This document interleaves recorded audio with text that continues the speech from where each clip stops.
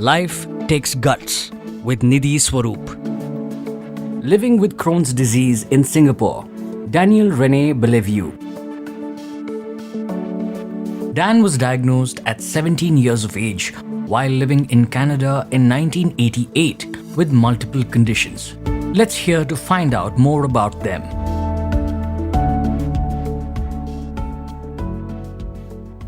Hi Dan. Welcome to a fresh new episode of Life Takes Guts with Nidhi Swaroop. It's a pleasure having you with us today. Oh, thank you so much. It's actually a pleasure being here to talk to you. So yes, happy to share. Okay, fantastic. Let's establish the different conditions that you are actually living with. You were diagnosed with how many and what are they? Please share. Okay. So at the age of 17, I was diagnosed with Crohn's disease. A few years after that, and actually, I've never mentioned this before, but I was also diagnosed with a Raynaud's disease, which is a thinning of the blood capillaries. Oh. Yes.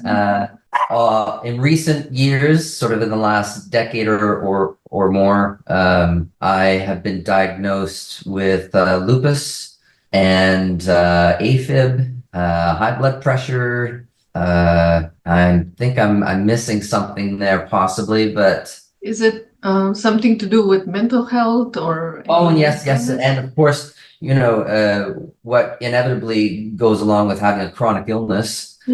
The ups and downs of the chronic illness. Have also, I wouldn't say struggled with, but I've dealt with bouts of depression, both, sometimes quite on the downside, sometimes in the middle, but, I'm always quite open about these things, especially with my doctors. So luckily, with regards to depression, medication was always helpful. That's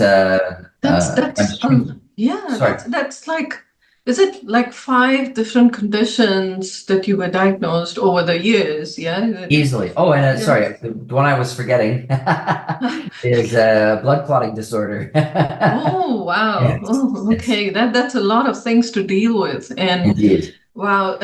When you said you were diagnosed as a teenager, yeah, just remind me again, your journey started in Canada, is that right? And you've lived in a couple of countries.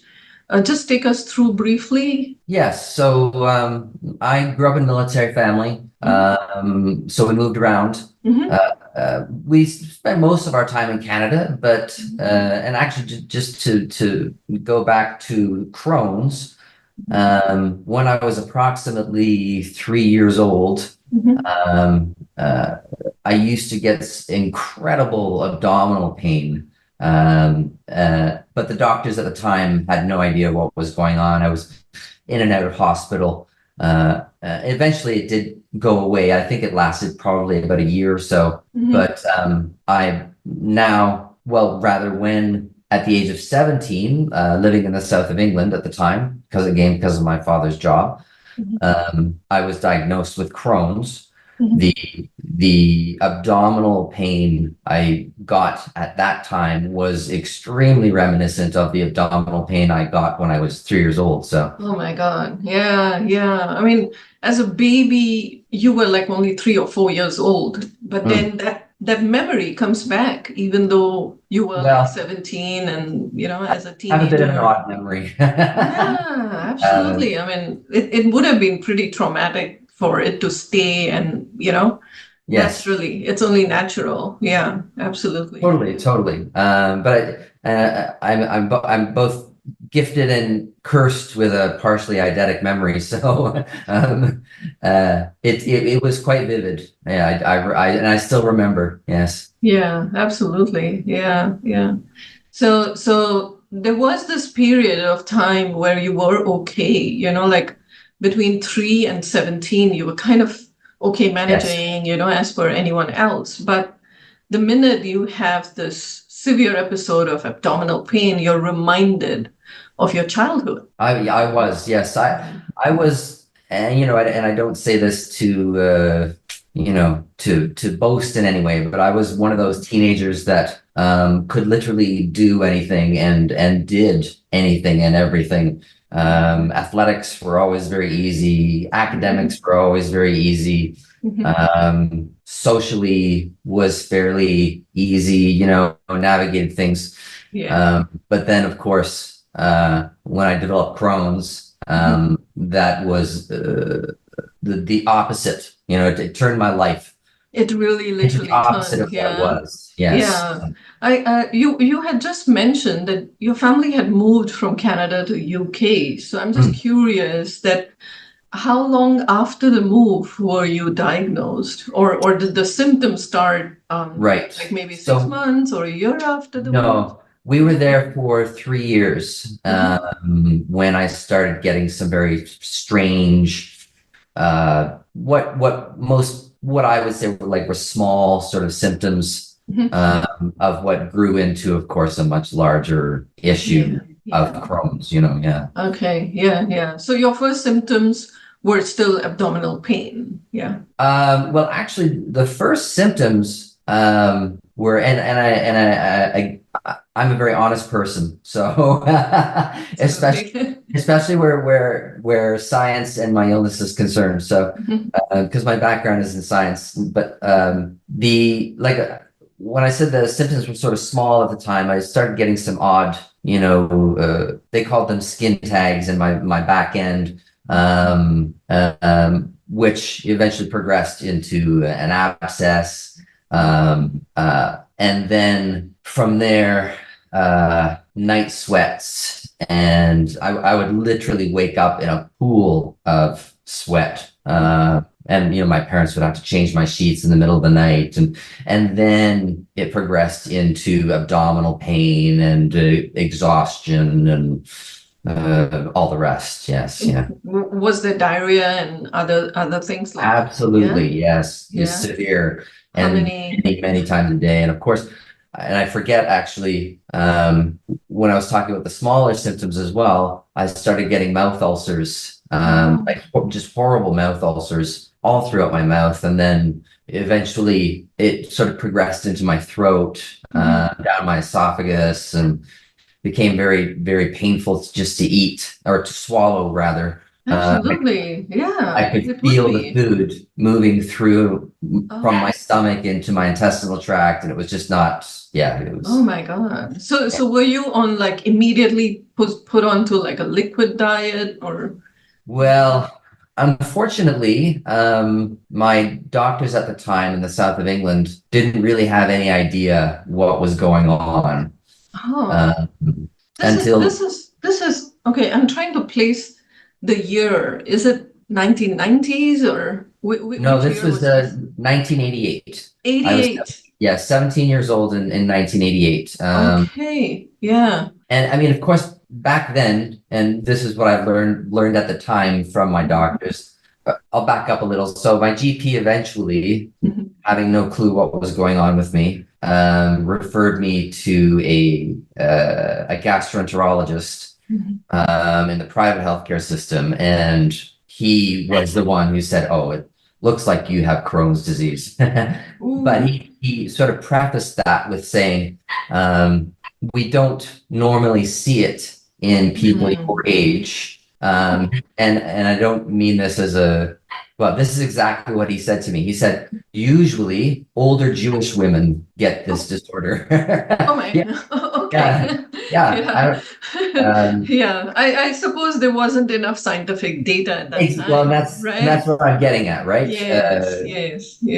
So it was still sort of a fresh thing, even in the late 80s, Yeah, I would imagine so. So it's a few months into these symptoms, or within a few weeks, you were told that this is what you had? No, it took several months to eventually get to the diagnosis. Yeah. To the gastroenterologist, and then some hospital time, and then the official diagnosis. Yes. Wow. Okay. And then they just started me on prednisolone, high dose of prednisolone, high doses of steroids. Yeah. Yes. So okay.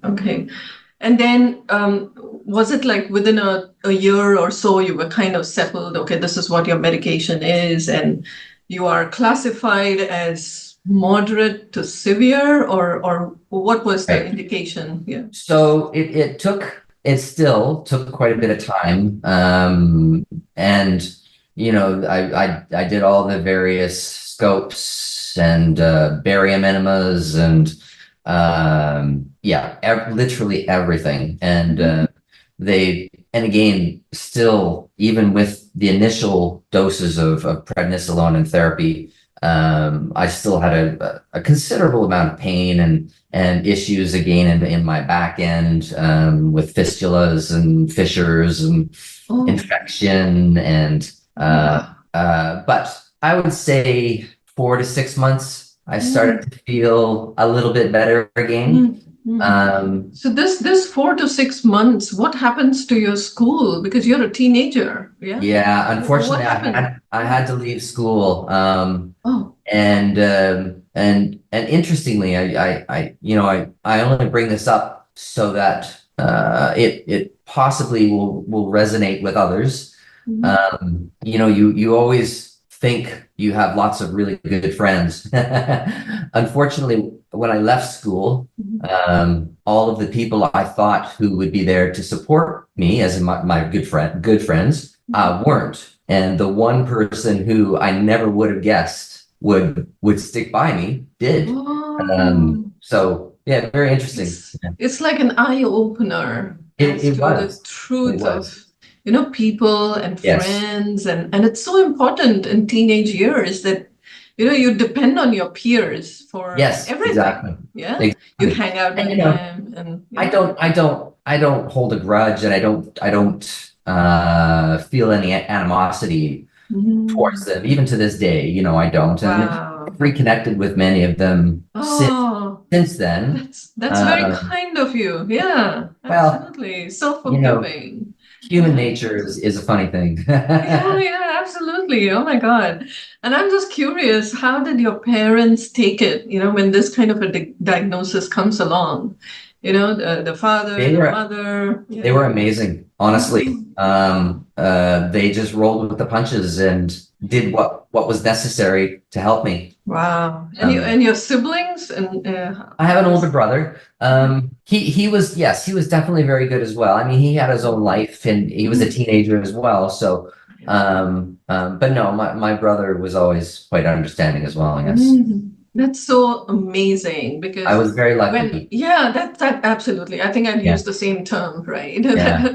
And that is sheer luck that we're born into such a family where the family understands and does all that is needed, because you don't want people who are like shocked and they're dealing with their own issues.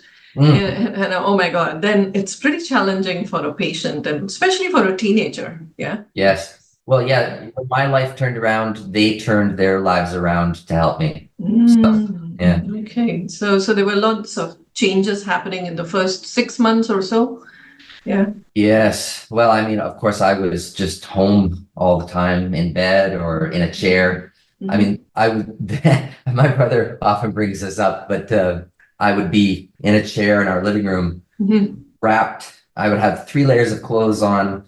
I would have a sleeping bag wrapped around me. I would have a duvet wrapped around me because I would just like shake and shivers, and which I suppose ties into the night sweats and all that sort of thing. I eventually found ways to I wouldn't say live with it, but to help mitigate the issues. But you do it what's necessary, right? What's necessary, absolutely. And then when it comes to your diet, was it like purely liquid for a while? And then when was it that you were so it was trial and error. The doctors didn't actually prescribe a liquid diet, because I don't even think that was a thing back then. For Crohn's, so we did our own experiments and found out what was okay and what wasn't. Oh wow. So you might have been losing a lot of weight at that time. Yes, I lost a lot of weight. And, you know, with Crohn's, as is my understanding of most people with Crohn's, your weight is constantly up and down. I mean, right now I weigh about 94 kg. But there was a time in my 20s, my late 20s, when I was 47 kg. So yeah, you know. Okay. Wow. That's a lot of things to deal with. And I'm just reminded of the many things that I had to deal with in my case also. Yes, right. Although not so many issues at the same time. Yeah, I only had diarrhea, and that itself was quite a bit. Fatigue, I think, was a big issue. Yes. Right? And then because of the medication, then you start feeling like this brain fog, and you can, you know, Totally. it's so difficult to focus. And, you know, at some parts of the day, you feel bright and alert, and another time of the day, you're like a zombie or something. Absolutely. Yeah. No. It made me very moody. Definitely very moody. It's so challenging. The steroids in particular, I used to get these cravings for different types of foods, and I would just like mouth. Give us an example. Give us an example. What did you crave? So, okay. So later on in university, again, still on very high doses of prednisolone, amongst many other medications, taking easily 30 to 40 pills every day. Oh my God. But anyway, I would get a craving for Big Macs. Okay. Yeah. And I would go to McDonald's and eat 3 or 4 Big Macs. Seriously? I no word of a lie. Yes. Or there was in the university town where I lived. We had this place close to where I lived. It was called the Hoagie House. Hoagie it's like a submarine sandwich, but it's hot. It's got meat and various other things in it. And so if it wasn't a Big Mac, it was a hoagie, and I would go and eat like 2 of these massive beefs. But again, that was the steroid. That was then. Yeah, that was then. Yeah. Now, if I would pose the question to you that if there's a teenager or a young adult trying to do such a thing, giving in to their cravings, what would you say? Yeah. I would say, you know, everything in moderation. Yeah. I mean, we didn't know too many things at that time. Yeah, there was no internet, there wasn't enough information, there wasn't guidance. There's a difference between knowledge and wisdom, right? Yes. And wisdom comes with age. So yeah. We learn along the way, we make mistakes. Yeah, we give in to cravings. I knew it wasn't right at the time. Okay, but you did know. Yeah, I gave into until I was satiated. Yeah. Yeah. So this is in the university, and you are still in UK, or your family had moved to? So yes, so in 1989, so that's a year of having Crohn's, we moved back to Canada. And I needed to, because I'd left school because of Crohn's, I had to do some extra schooling when we got back. Back then they called it grade 13 in Canada. They don't have it anymore, but I was 18-ish. And those 2 years of high school actually went quite well. The prednisolone, and then at that time they also added in azathioprine, were helping. But again, very high doses. So these are like steroids and immunosuppressants. Yes, exactly. You know, as a combination helped you. Yeah. Yes. But then things changed when I got to university. Unfortunately, stress is a big thing for my Crohn's. And of course, university is very stressful. Yes, of course. I mean, of course. But like you said, you loved school, so you liked studying, and you were there out of your own desire to succeed. And I was good. Academically, I was good at it, you know. But that in of itself changed because of the Crohn's. And of course, when you're on high doses of immunosuppressants, your brain doesn't work properly, and so yeah, and of course, there's always examinations. So examinations cause stress. So my Crohn's would, my Crohn's would take me down here, and then we'd get out of the exams and I'd go back up a little. But that upswing, I never quite got back to where I was before, So it was always a bit lower, a bit lower. So that would be impacting your social life too. Yes, absolutely. Yeah, everything. Yeah. And again, because of the Crohn's and the medication, I wasn't doing as well in school as I did previously, and I actually started failing subjects, which was not ever a thing for me. So that also causes stress and depression, and not just the illness. Yes. Yeah. So were you given certain medication to manage the anxiety and stress and, like you mentioned, depression? So back then, I've over the years I've been on various antidepressants. I believe, if I remember correctly, they started me on trazodone, which I think is an SSRI, and that helped a little bit. That one also, if your brain works too hard before you go to sleep and you can't get to sleep, that one also helps you just get to sleep. Okay, so kind of like insomnia, it would help. Yeah, it doesn't help you sleep, but it helps you get to sleep. Okay. So that helped a bit. Then later on, I tried bupropion and amitriptyline, and I think I'm forgetting one or two others in that mix. But I think, again, so before I got Crohn's, I was going to join the military like my father. I was going to go to the Royal Military College. I was going to become a fighter pilot, Wow. But of course, I developed Crohn's at 17. That all changed because they don't accept people with Crohn's. So, but I had a very keen interest in science and technology. I'm a huge geek. So eventually I got into science instead of, the military. And I think that background in science helped me keep an open mind to both listening to a doctor, but not just listening. I'm not the type of person who will blindly take a medication just because somebody tells me to. I will do a tremendous amount of reading on anything that's suggested to me before I take it. Okay. And if I think there may be a benefit, then I'll try it for sure. But would you discuss with the doctor that, okay, if I do not believe 100% in this, can you suggest certain options? There could be other medication. Yeah. Well, and something else that I learned is to be an advocate for myself. Yes. With doctors, with the healthcare system, with and now just in everyday life. But and this has been your approach all the way through in UK, Canada, Singapore, each of the countries. I'm a fighter. Yes, I'm a fighter. Okay. I don't give up very easily. I mean, you wanted to be in the military, so you're using it for yourself.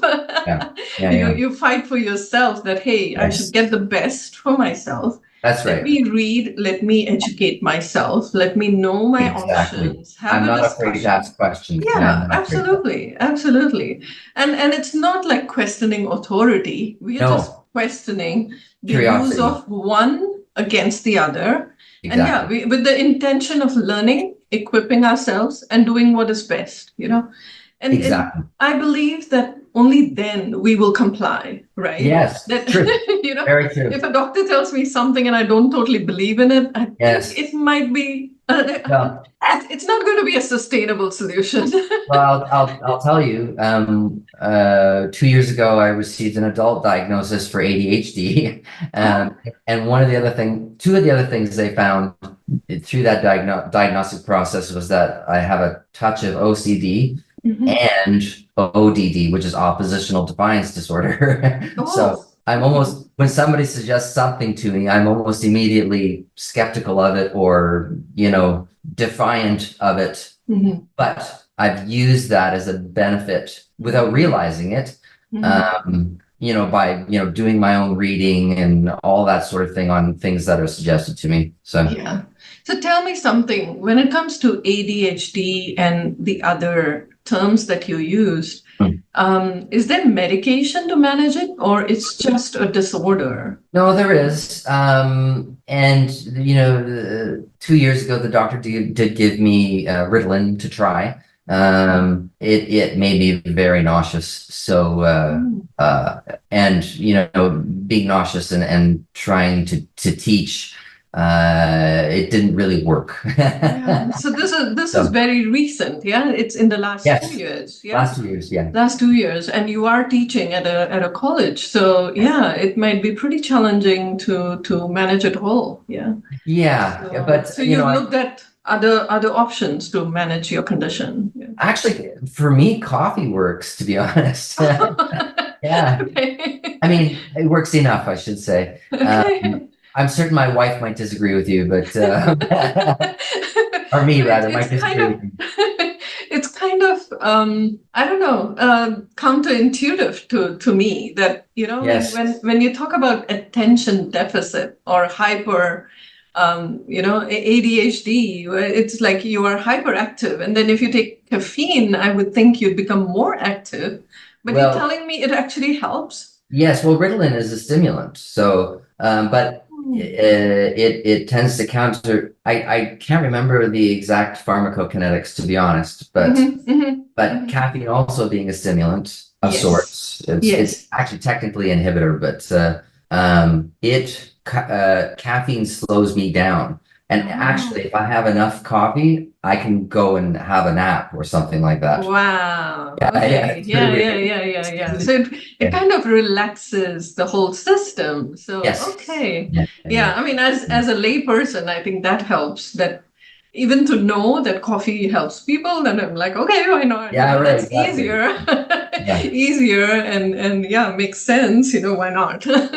But sorry, Yeah. unfortunately, one of the things of ADHD is I tend to go off on tangents, and I think I've just taken you off on one, so I apologize.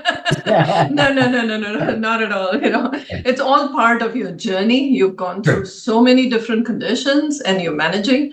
So it's always good for the listeners to hear the different aspects, the different perspectives, that it's not just Crohn's disease that we're talking about. We could be focusing just on Crohn's disease, but that's not a holistic, interaction where we are trying to, hear from you, your journey, which is very unique.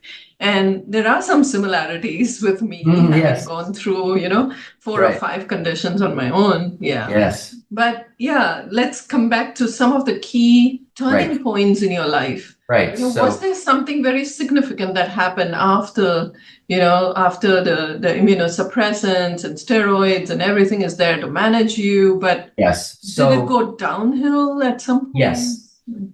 So actually, just the decade of the 1990s was just a continual, where my illness was concerned, a continual downward slope, so to speak. And as the illness was going down, the medications were going up, both dosages and the amount of medication I was taking, different types. So yes, 50 milligrams of prednisolone a day, 200 milligrams of azathioprine a day. I was also taking ciprofloxacin, high doses for years, metronidazole, high doses for years, and a whole host, salifalc, all the sulfa drugs, and the medication for depression, and various other supplements that I read up. Imagine, I'm like trying to imagine putting all this together. Is it like 25, 30 kind of tablets? Is it easily 30 to 40 a day? Easily. Oh my God. Oh my God. And still the pain levels were just getting worse and worse and worse. The amount of times I was in the bathroom was increasing. So it kind of came to, I've been in and out of the hospital, dozens of times, but it came to a head in around 1997 and 98. No, maybe it was 98. I spent a month in the hospital. I was in pain 24 hours a day, 7 days a week. 365 days a year, like excruciating pain. I couldn't take painkillers, especially not opioids. They just made things worse. So yes, when they released me from the hospital, as in you're okay to go home, I weighed 47 kilograms. This is 10 years of living with Crohn's disease, and approximately, yes, that's right. Yeah. That's correct. Yeah, Right. that's right. Yeah, and in fact, the Canadian government deemed me as a person with a permanent debilitating disability. So I had the sticker in my car. I had the card. I couldn't work, couldn't go to school at that point, couldn't do anything. I was living below the poverty line on $700 a month disability pension from the government. I had to move back in with my parents at that point, and I had no choice, So, So was there something that then turned your life around? So in around 99, I'm living with my parents at the time. My doctors, in Canada, we call the gastroenterologist a GI. So I'm just going to say GI. My GIs, who are some of the best in Canada, they said, well, would you be interested in trying this drug trial? And I said, absolutely. I have a background in science. So, and I used to actually conduct research trials for Agriculture Canada. So absolutely. So, and the first one was called ISIS and some numbers, and it was an infusible medication via IV. Unfortunately, that one did not work out. I was just getting worse and worse again. How long was this? When you say it wasn't working, so it was a few weeks, a few days? No, approximately 4 months, I believe. 4 months. Okay. Yes, because if it was going to have an effect, it would have had an effect within 2 months, they said. So okay. Of course, it is entirely possible that I wasn't getting medication, that I was getting placebo. Yeah, exactly. Yeah. Which, that's science. I didn't know. Yeah. No, and nobody knew, to be honest. That's the whole purpose of a double-blind trial, right? Clinical trial. Yes. So that one didn't work out. And then I tried another one. I don't remember the name of that one. And it didn't really help. So then in 2000, my doctors said, look, obviously conventional medications are not working out for you, because I was still on 50 milligrams of prednisolone and high doses of everything else as well. They said, we know of this other biological. It's a chimeric molecule, part mouse, part human, and it's showing a lot of promise with people with Crohn's. Unfortunately, it's not approved yet. Like the health protection branch in Canada hadn't approved it, and neither had the similar one in the US, still wasn't approved. But they said, we can approach the company and see if we can get it for you on a compassionate basis. And so they did, and they did manage to get me some. And this was actually, the brand name is Remicade, which everybody knows as infliximab. And it had an almost immediate effect on me. Wow. Yes. Amazing. Yeah. So this biologic actually changed your life. Well, and I'll tell you, and so the protocols are completely different now. But back then, you just got it every 8 weeks. There was no loading phase. There was nothing like that. No optimization. Yeah. No. Okay. So within 2 to 3 doses, I was starting to feel not perfect, but better, And then as I continued to get it, a year to a year and a half later, I got off all my medications. Wow. All the steroids, all the other immunosuppressants, all the antidepressants, everything like that. Everything got sorted out. Everything. Wow, with one medicine. It's like a magic pill or a magic injection in this case. It is. I mean, it is. The unfortunate side of biologics is, very expensive. Yes. At that time, especially. Yeah. Yes, at that time, yeah. And the ironic thing is, if I had not been on that government disability pension, a person with a disability, Oh, yeah. after the drug was approved, I wouldn't have been able to receive it. But because I was on that disability pension, technically living below the poverty line, I was able to receive the medication for free. So, wow.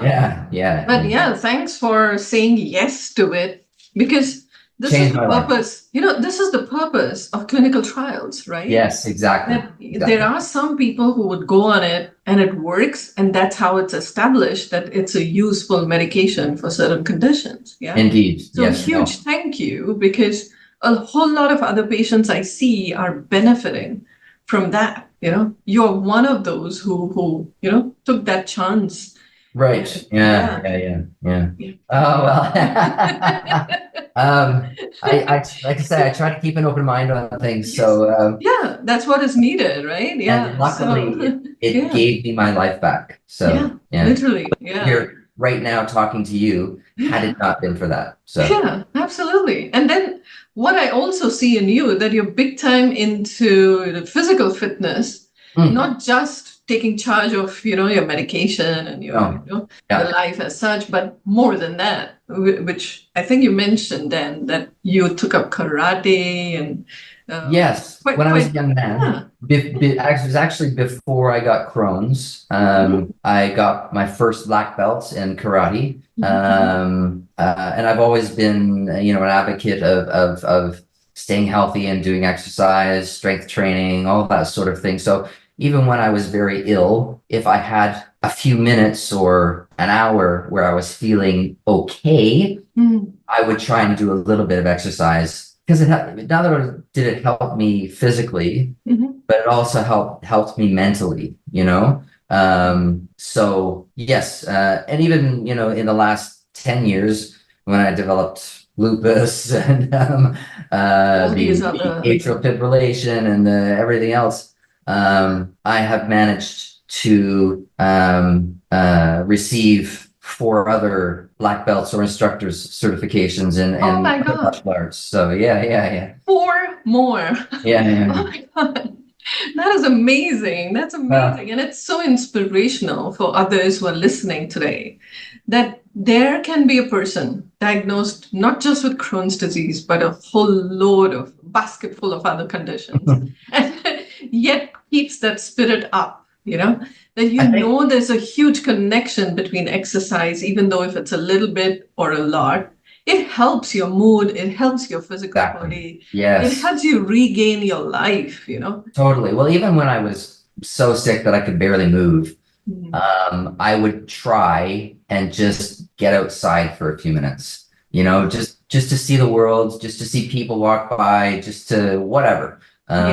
And it helped. It helped me anyway, Yes. I absolutely relate with you on this part, that I remember a time when I was extremely fatigued. Initially, when I was diagnosed with Crohn's, and I used to be so fatigued. But I made it a point that if I do not step out of my home, I will feel miserable. Yes. So let's just go out, even if it's a tiny bus ride or a tiny walk around the block, do it. Because that sunshine, a few trees, a few other people, a few other faces you see, makes a huge difference. Huge. It does. So I made a promise to myself. The minute I start feeling low or very low, that's when I have to step out. Yeah. Not lie down. I do the same. Yes. Right? Yeah. I do exactly the same. Yeah. We are so similar in this. Yeah. I can't believe it. So yeah, I'm also mindful of the time, and I'm thinking that, okay, would there be one key message you would share with parents of children, because there are young teens or preteens who are getting diagnosed with IBD. What is that one key message you'd like to give to the parents?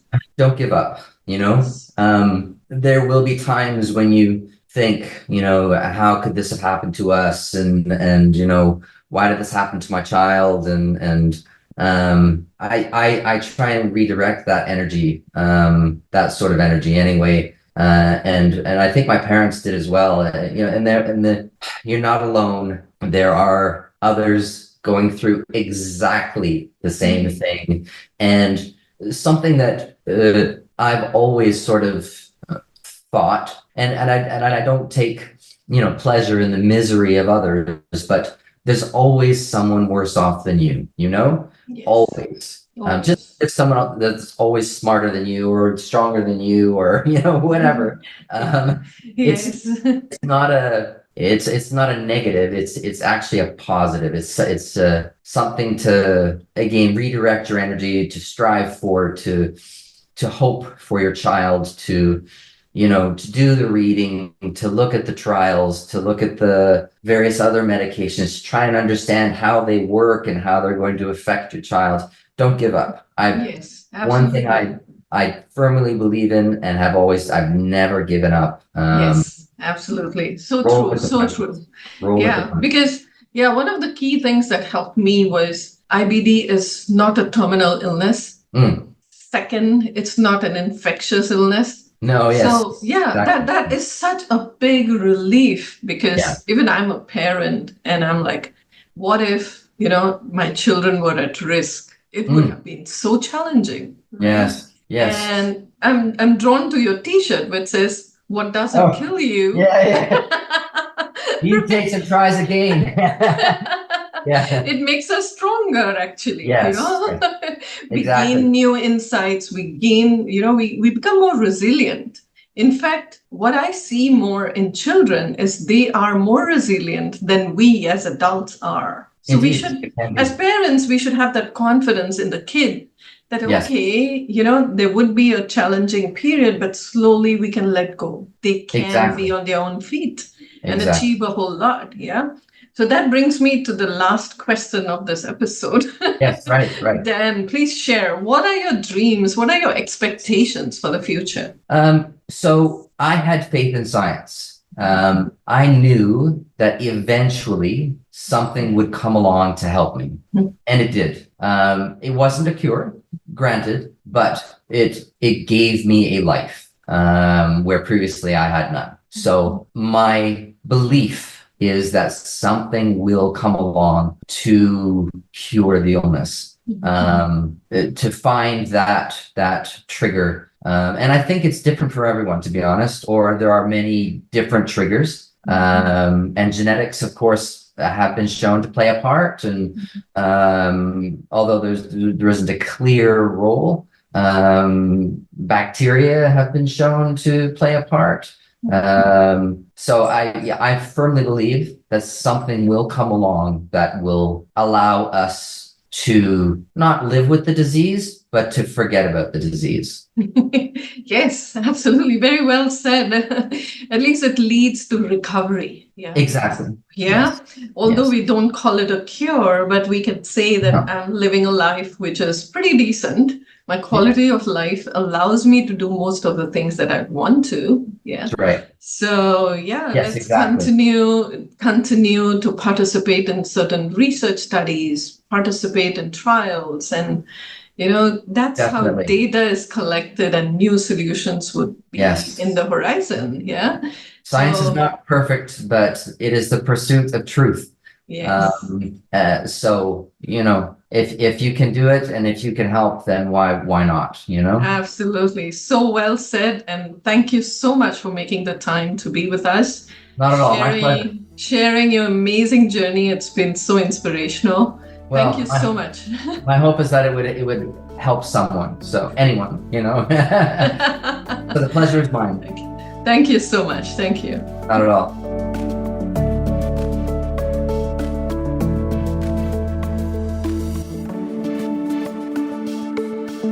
We hope you found today's conversation useful, and we look forward to you joining us in the next episode. For more information about joining the patient support group, please contact the Crohn's and Colitis Society of Singapore. You can reach us via email at admin@ibd.org.sg or WhatsApp at +65 9756 4066.